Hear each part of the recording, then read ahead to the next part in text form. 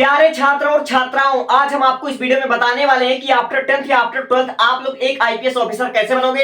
एक IPS officer बनने के लिए हमको कौन सी परीक्षा क्वालिफाई करना पड़ता है, एक आईपीएस ऑफिसर बनने के लिए हमको कौन कौन से सब्जेक्ट पढ़ना पड़ता है, एक आईपीएस ऑफिसर बनने के लिए हमारी एज लिमिट कितनी होती है, कितनी हमारी सैलरी होगी और कितना हमारा फिजिकल एक्टिविटी होगा। क्या एक आईपीएस ऑफिसर बनने के लिए हमारी हाइट मायने रखती है? हाँ दोस्त, हम ए टू जेड आपको सारी जानकारी देने वाले हैं। अगर आप लोग इस टॉपिक से रिलेटेड हर एक जानकारी जानना चाहते हो तो आपको इस वीडियो में अंत तक टिकना पड़ेगा और हम आपको विश्वास दिलाते हैं इस टॉपिक से रिलेटेड आपकी कोई एक बात ऐसी नहीं रहेगी जो कि आपको पता ना चले। हम आपको एकदम डिटेल से बताने वाले हैं, ठीक है। तो अगर आप लोग अभी 10th में पढ़ रहे हो या आप लोग 12th में पढ़ रहे हो या फिर आप लोग 10th और 12th पास आउट हो तो आपको एक आईपीएस ऑफिसर बनने के लिए जो हमारा फर्स्ट स्टेप होगा वो आपको 10th और 12th पास करना पड़ेगा। आपने 10th पास कर लिया, आप लोग 11th और 12th में चाहे आप लोग साइंस स्ट्रीम लो, चाहे आप लोग कॉमर्स स्ट्रीम लो, चाहे आप लोग आर्ट ले सकते हो, किसी भी स्ट्रीम से आपको 10th और 12th पास कर लेना है। आप लोग चाहे 12th में 95% लेकर आओ, चाहे 55% लेकर आओ, आपके परसेंटेज मैटर नहीं करते।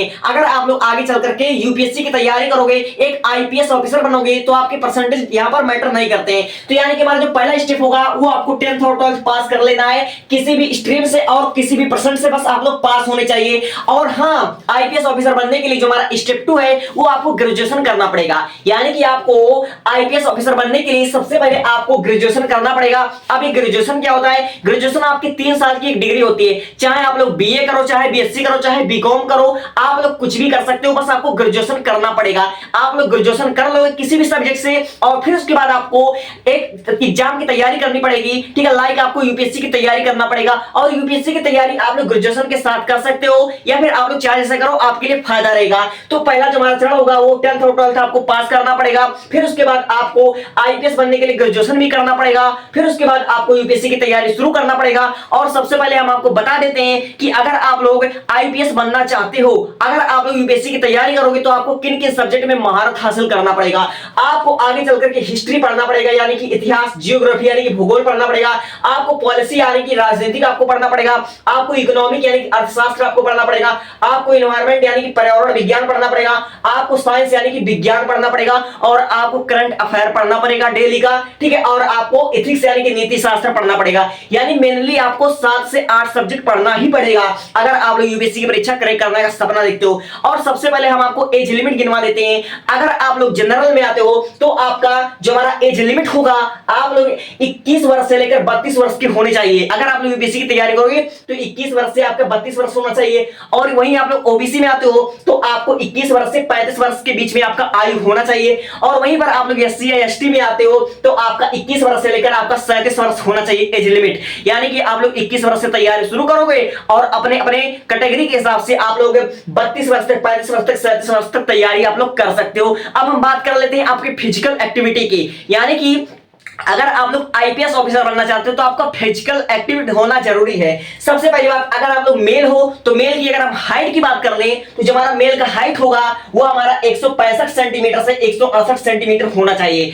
यानी आप लोग जनरल के हो तो भाई आपकी जो हाइट होना चाहिए वो आपका 168 सेंटीमीटर होना चाहिए। अगर आप लोग ओबीसी या फिर आप लोग एससी एसटी हो तो आपका 165 सेंटीमीटर होना चाहिए हाइट, मैक्सिमम बता रहा हूं या मिनिमम, ठीक है। वहीं अगर आप लोग फीमेल होती हो, अगर आप लोग महिला हो तो आपकी जो हमारी हाइट होनी चाहिए वो हमारा 150 सेंटीमीटर से 155 सेंटीमीटर के बीच आपका होना चाहिए, ठीक है। तो हमने आपका कैटेगरी का बात कर लिया, हमने आपका एज लिमिट का बात कर लिया, हमने आपकी हाइट की भी बात कर ली। और वहीं पर हम बात कर लेते हैं चेस्ट के बारे में। अगर आप लोग मेल हो तो आपका जो चेस्ट होना चाहिए वह कम से कम आपका 84 सेंटीमीटर होना चाहिए। आपका चेस्ट 84 सेंटीमीटर होना चाहिए। और फीमेल हो तो आपका 79 सेंटीमीटर होना चाहिए, इतना आपका होना चाहिए। तो हमने बात करी है फिजिकल एक्टिविटी की और हमने विषय की बात कर ली है।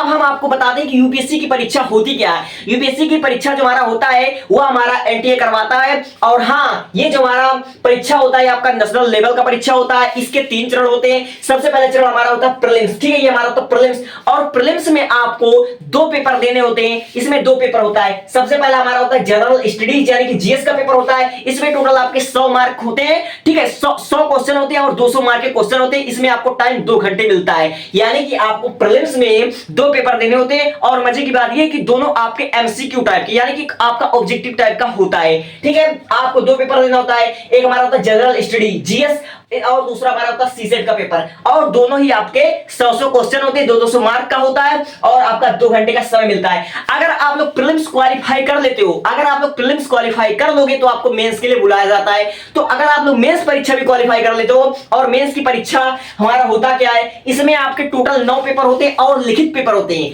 मेंस की परीक्षा में आपके 9 पेपर आपको देना पड़ता है। पहला पेपर आपको देना पड़ता है एसए का, और आपको 4 पेपर देना होता है जनरल स्टडीज का, general study first, general study second, general study third, general study fourth, और फिर उसके बाद आपको ऑप्शनल सब्जेक्ट 1, ऑप्शनल सब्जेक्ट 2, फिर उसके बाद आपको इंग्लिश, और फिर उसके बाद आपको एक इंडियन लैंग्वेज चुनना पड़ता है। यानी कि आपको इसमें मेंस में आपको 9 पेपर टोटल देना पड़ता है। अगर आप लोग मेंस भी क्वालिफाई कर लेते हो तो आपका इंटरव्यू के लिए आपको बुलाया जाता है। और इंटरव्यू क्या होता है सर, देखो भाई, इंटरव्यू में आपकी पर्सनालिटी चेक की जाती है, ठीक है। इसमें आपकी पर्सनालिटी टेस्ट होता है, और इसमें आपका आईक्यू लेवल टेस्ट होता है, और कुछ आपको मतलब ऐसे क्वेश्चन पूछे जाते हैं जो कि आपका प्रेजेंट ऑफ माइंड दर्शाता है, ठीक है। तो अगर आप लोग इंटरव्यू में क्वालिफाई कर लेते हो तो आपको 2 साल के लिए भेजा जाता है लेबासना में। तो लेबासना में क्या होता है, लेबासना में आपका 2 साल का ट्रेनिंग होता है, आपको ट्रेनिंग दिया जाता है, ठीक है। फिर उसके बाद आप लोग एक आईपीएस ऑफिसर बन जाते हो। तो ये होता है हमारा पूरा प्रोसेस एक आईपीएस ऑफिसर बनने का।